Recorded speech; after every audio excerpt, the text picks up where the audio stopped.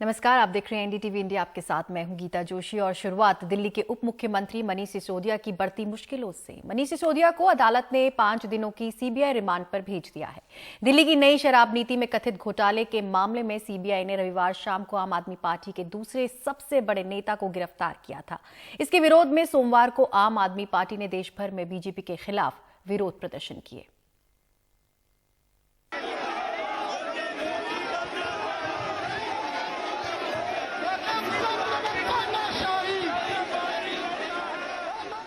सोमवार को आम आदमी पार्टी ने देश भर में बीजेपी के खिलाफ जमकर विरोध प्रदर्शन किए। आखिर आम आदमी पार्टी के दूसरे सबसे बड़े नेता को सीबीआई ने गिरफ्तार जो किया है। दिल्ली में आम आदमी पार्टी ने बीजेपी मुख्यालय की ओर मार्च किया तो भारी पुलिस बल के साथ उग्र हुए आप कार्यकर्ताओं की खूब जोर आजमाइश भी हुई। आप कार्यकर्ताओं ने आरोप लगाया कि पुलिस ने उनके दफ्तर के अंदर घुसकर कार्यकर्ताओं को मारा और हिरासत में लिया। गेट खोल के गेट के अंदर घुस के लोगों को डिटेन किया है, उन पे हाथापाई की है।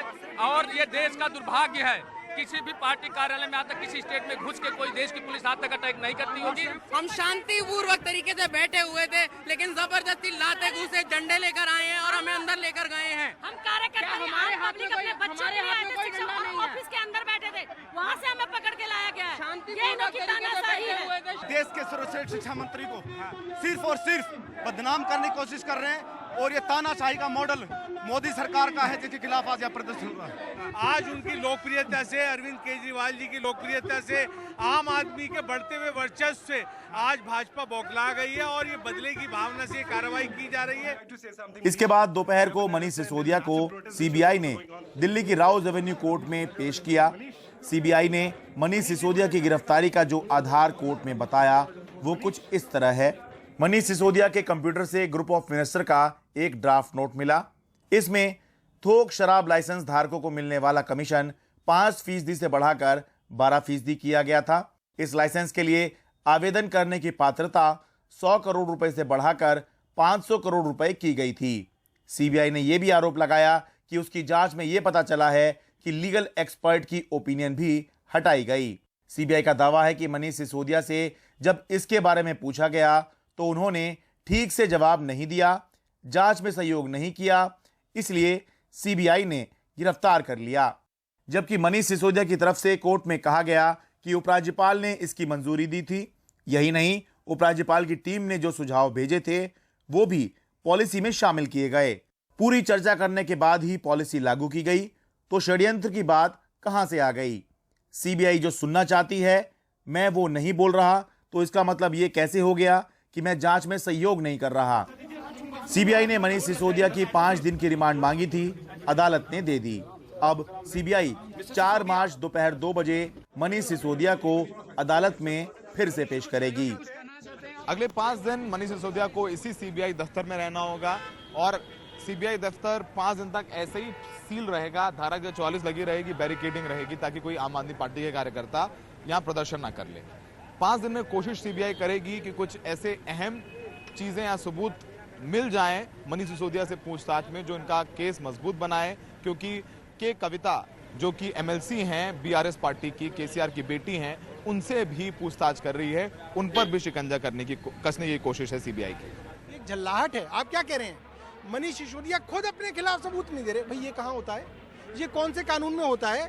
कानून तो ये कहता है ना कि आपके खिलाफ सबूत है, सबूतों को हम अदालत में पेश करेंगे।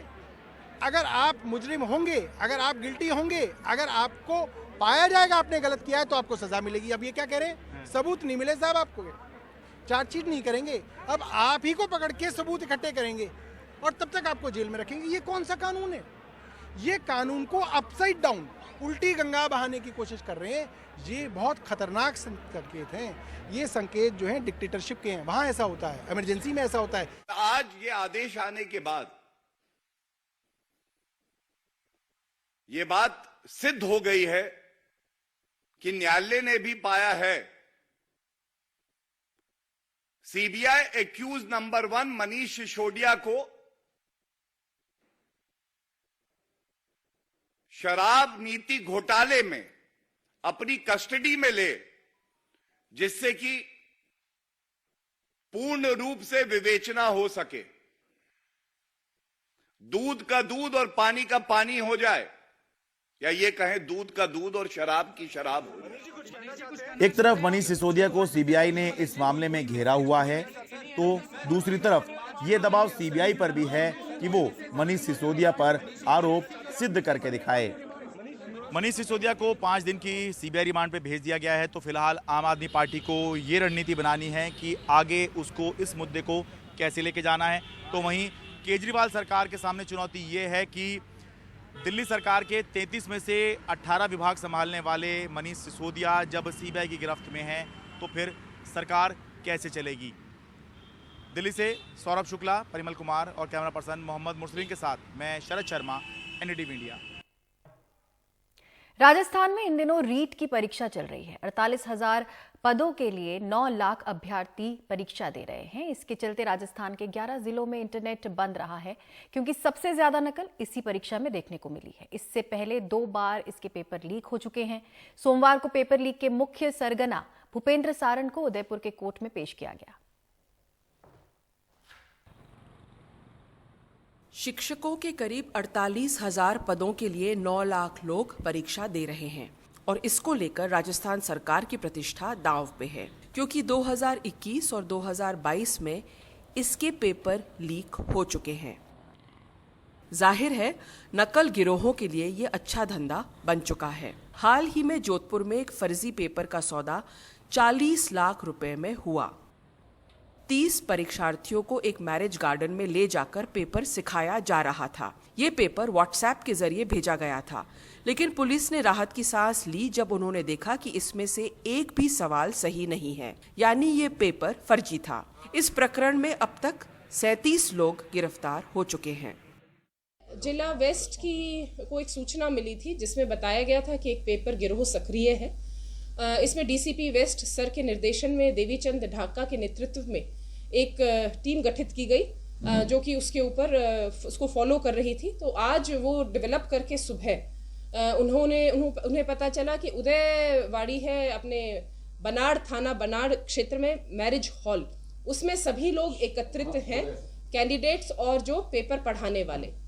इस सूचना पर डिस्ट्रिक्ट वेस्ट की, जिला पश्चिम की व जिला पूर्व की थाना बनाड़ की टीम ने इकट्ठे दबिश दी और उस दबिश में वहां पर 3 कमरों में अलग अलग जो अभ्यर्थी बैठे हुए थे, लगभग 30 अभ्यर्थी बैठे थे, जिनको अलग अलग एक व्हाट्सएप से उनको क्वेश्चन पेपर्स, प्रश्न बताए जा रहे थे, वह उत्तर उनको रटाए जा रहे थे।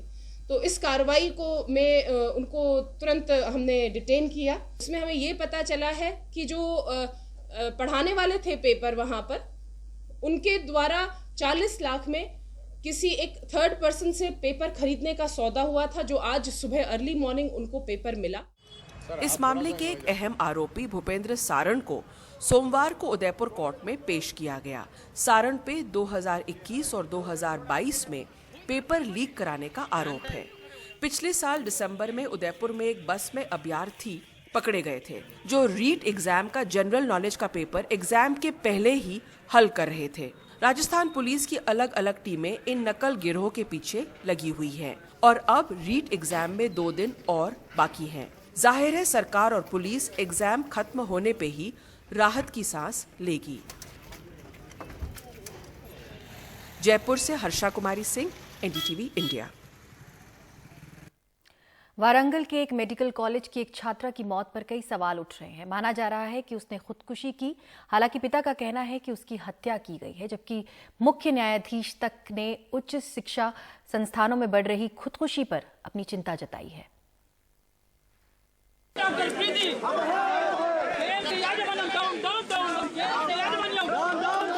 26 साल की प्रीति की अंतिम यात्रा में लग रहे हैं ये नारे। वारंगल काकातिया मेडिकल कॉलेज की ये पोस्ट ग्रेजुएट मेडिकल छात्रा की बीती रात हैदराबाद के निम्स अस्पताल में मौत हो गई। वहां उसे बहुत गंभीर हालत में लाया गया था। बताया जा रहा है कि एनेस्थीसिया की इस छात्रा ने बुधवार को कोई जहरीला ड्रग इंजेक्ट कर लिया, लेकिन पिता को संदेह है कि ये हत्या है। मेरी बेटी के फोन से उन्होंने फोन कॉल किया। जब वो वेंटिलेटर पे थी तो क्या ये लॉक नहीं हो गया था? मुझे संदेह है कि फोन पर किसी केमिकल की तलाश तब तक की गई जब उसे कुछ इंजेक्ट किया गया ताकि खुदकुशी लगे। मुझे संदेह है कि ये हत्या है, इसकी जांच होनी चाहिए। प्रीति के सीनियर मोहम्मद अली सैफ को गिरफ्तार कर लिया गया है। पिता की शिकायत थी कि वो उसे तंग करते थे और उन्होंने एक आधिकारिक शिकायत भी दर्ज कराई थी। वारंगल के पुलिस कमिश्नर एवी रंगनाथ ने एनडीटीवी को बताया कि प्रीति और अभियुक्त के सेलफोन में व्हाट्सएप चैट की जांच से पता चला है कि शोषण हुआ है और उसे रैगिंग के तहत देखा जा सकता है। इसके अलावा आत्महत्या के लिए उकसाने और SC/ST के खिलाफ अत्याचार की रोकथाम कानून के तहत भी केस दर्ज हुए हैं।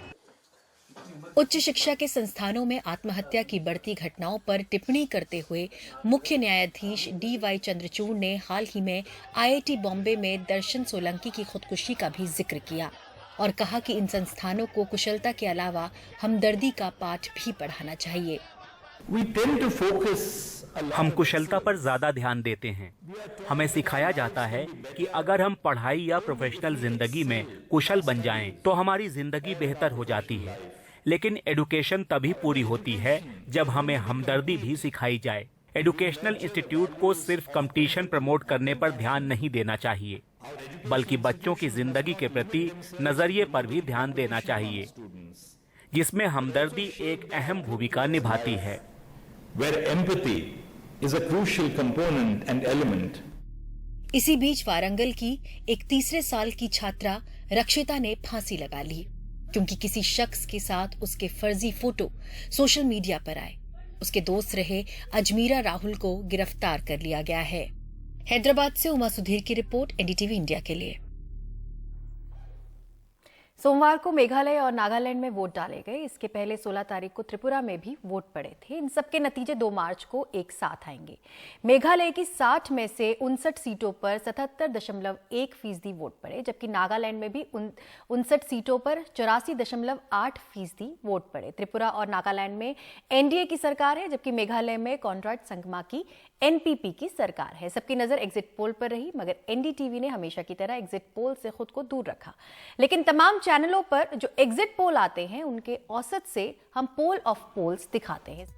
तो सबसे पहले आपको बताते हैं कि मेघालय में बीजेपी को 6 सीटें मिली हैं और कांग्रेस को 6, NPP की 22 सीटें, TMC की 10 सीटें और अन्य को 16 सीटें मिलने के आसार हैं।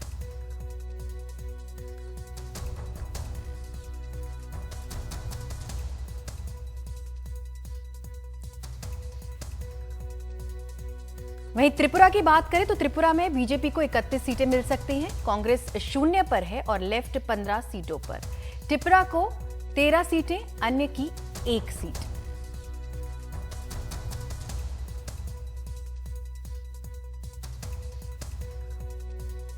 नागालैंड की बात करें तो नागालैंड में 59 सीटों में से बीजेपी NDPP को 42 सीटें, कांग्रेस की 1 और NPF को 6 सीटें और अन्य को 11 सीटें मिलने की संभावना है।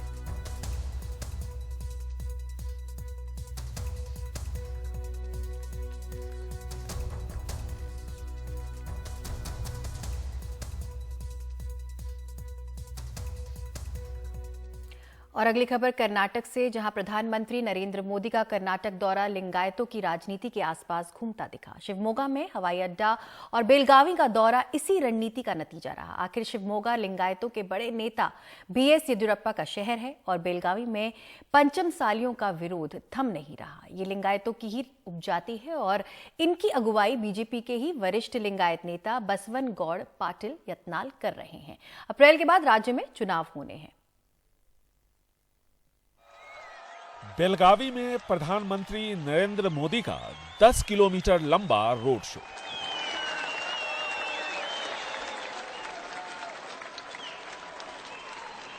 और फिर जनसभा।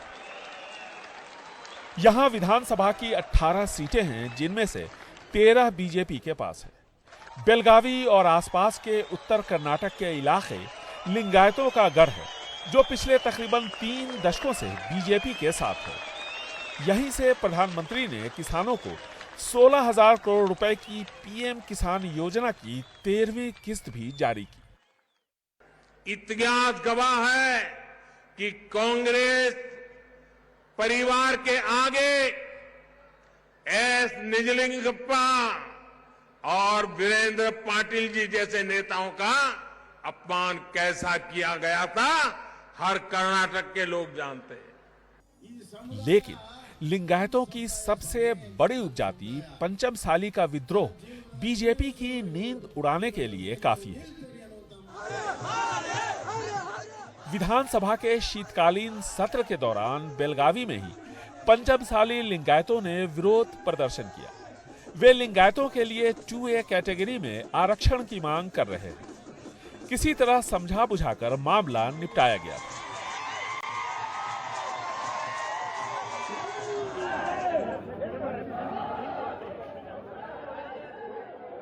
लेकिन कुछ ही दिन बाद मुख्यमंत्री बसवराज बोम्मई के घर का घेराव करने निकले लिंगायत संत जय मृत्युंजय स्वामी और बीजेपी विधायक बसवन गौड़ पाटिल को पुलिस ने हिरासत में ले लिया।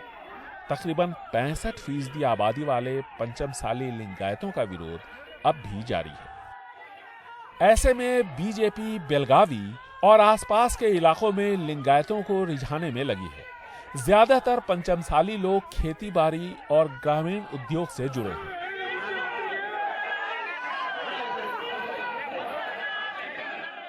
The historic occasion is here. Belagavi से पहले प्रधानमंत्री नरेंद्र मोदी ने शिवमोग्गा में कमल की तर्ज पर बने राज्य के 9वें एयरपोर्ट का उद्घाटन किया। The entire population of Malnad will be benefited by this airport. अगर आपके पास मोबाइल फोन है तो मोबाइल फोन निकाल करके उसकी फ्लैश लाइट शुरू करिए और येडियुरप्पा जी का सम्मान कीजिए। येडियुरप्पा जी के सम्मान में सब लोग हरेक के मोबाइल पर फ्लैश लाइट चलना चाहिए, येडियुरप्पा जी के सम्मान में चलना चाहिए। 50-60 साल का सार्वजनिक जीवन, अपनी पूरी जवानी एक विचार के लिए खपा दी है। हर कोई अपने मोबाइल फोन का फ्लैश लाइट चालू करके आदरणीय येदियुरप्पा जी का सम्मान करे। येदियुरप्पा जी ने अभी पिछले हफ्ते कर्नाटका असेंबली में जो भाषण दिया है वो सार्वजनिक जीवन जीने वाले प्रत्येक व्यक्ति के लिए प्रेरणा है। लिंगायत हमेशा अपने समाज के सबसे बड़े नेता के साथ खड़े दिखते हैं। सबसे पहले कांग्रेस के वरिष्ठ नेता निजलिंगप्पा के साथ वो खड़े दिखे। जब निजलिंगप्पा का मुंह कांग्रेस से भंग हुआ तो निजलिंगप्पा के कहने पर लिंगायतों ने जनता परिवार के ब्राह्मण नेता रामकृष्ण हेगड़े का साथ दिया। रामकृष्ण हेगड़े के बाद एक बार फिर लिंगायतों ने कांग्रेस के वीरेंद्र पाटिल का समर्थन किया। वीरेंद्र पाटिल का मुंह जब कांग्रेस से भंग हुआ तो लिंगायतों ने जनता परिवार के जेएच पटेल को समर्थन दिया और जेएच पटेल के बाद बीएस येडियुरप्पा। येडियुरप्पा अब चुनावी राजनीति से दूर होने का फैसला कर चुके हैं। ऐसे में लिंगायत समाज उनका विकल्प तलाश रहा है और बीजेपी की चुनौती लिंगायतों पर अपनी पकड़ बनाए रखने की है। बेंगलुरु से कैमरामैन गोविंद मूर्ति के साथ निहाल खुदवई, एनडीटीवी इंडिया।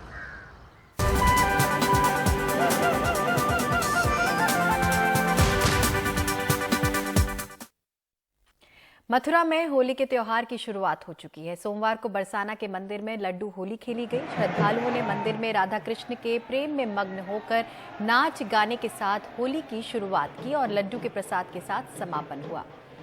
इस मौके पर अभिनेत्री और बीजेपी सांसद हेमा मालिनी भी मौजूद रहीं। लड्डू होली को देखने के लिए देश विदेश से लोग यहां पहुंचे। त्योहार को लेकर प्रशासन ने भी कई तरह के इंतजाम किए हैं। जगह जगह सुरक्षा को ध्यान में रखते हुए सीसीटीवी कैमरे लगाए गए हैं।